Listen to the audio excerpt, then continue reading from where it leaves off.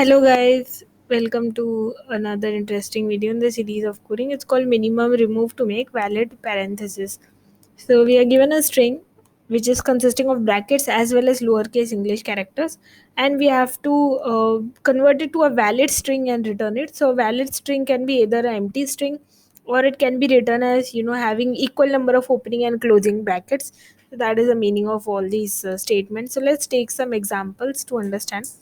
So, see, in all these examples, the characters don't matter. So, wherever they are, at whichever positions, we don't care. We just care that the number of opening and closing brackets should actually be same and they should be in order. Like, you cannot have, like in this case, see, we are having number of opening and closing brackets same, both are 2, but we are having closing brackets before opening brackets, so this is not allowed. We should always have opening brackets before closing brackets and they should be same in number. So that is the basic premise of this. So let's take some examples to understand what we are going to do.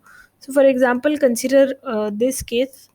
So in this case, we have two opening brackets and then we have two closing brackets. So this bracket will close this and this bracket will close this part. So this bracket will remain out. So this is the odd man out and we will have to delete this. Let's take some other examples. So suppose we have something like this. So I'm not writing the characters because it doesn't matter, right? You have A, B, C, whatever here. It doesn't matter. Only brackets matter. So that's why I was not writing the characters, and we'll just consider the brackets in this problem. Only the brackets are going to matter. So we see that there is a closing bracket before. This has nothing before it which had been opened. So this is going to stand odd man out, and then we are going to consider these two. So this opening bracket will close this closing bracket, and this has to be removed from the string. Let's consider some other example before moving on to the logic of the code. So maybe if we have something like this. Okay, so in this case, we see we have one opening bracket and then we have one more opening bracket, one closing bracket. So this opening and this closing bracket will cancel each other. Then we have these opening and closing bracket, they will also cancel each other. But we have this extra opening bracket that we will have to delete from this string, and remaining alphabets as well as the brackets, we will have to let them remain as such, and we will have to return the string. So let's take an approach that will work. So we will use the stack approach because it's going to help us. So let's take some example to understand. So let me take this example itself. So let me just take something like this. So in this, what we are going to do is we are going to initially place the brackets inside a stack. So I'm going to place this bracket which is the first bracket. So it's a opening bracket and I have placed it here. Now I move forward to the next element of my string. So I see it is again a opening bracket, so I just push it inside my stack and I move to my next element. So in the next element I see there's a closing bracket, and I see stack stop has a opening bracket. That means these two will cancel each other. Basically it's just these two elements canceling each other, right? These two elements are canceling each other, so it just means that I have to pop this from the stack. That means I have closed a bracket completely. So I've cancelled opening and closing bracket. I move forward to the next element. So I have this opening bracket, so I just put it in the stack. Then I go forward to the next element. So the next element again has a closing bracket, and the stack stop is also a opening bracket. That means I can just pop the stack stop. What I'm basically doing is just closing a bracket which was already opened, and then I move forward to the next element. So the last element that I have is the opening bracket, so I will just insert this opening bracket. Now I have these two elements, so I will have to return these two elements.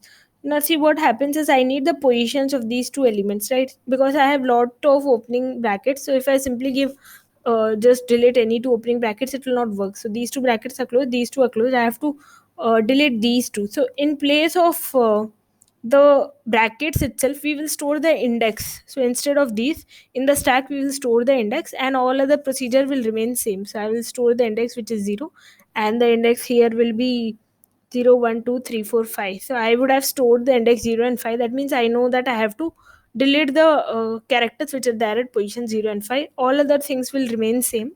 So we'll move forward to coding it actually, so that will help us understand things in a much better way.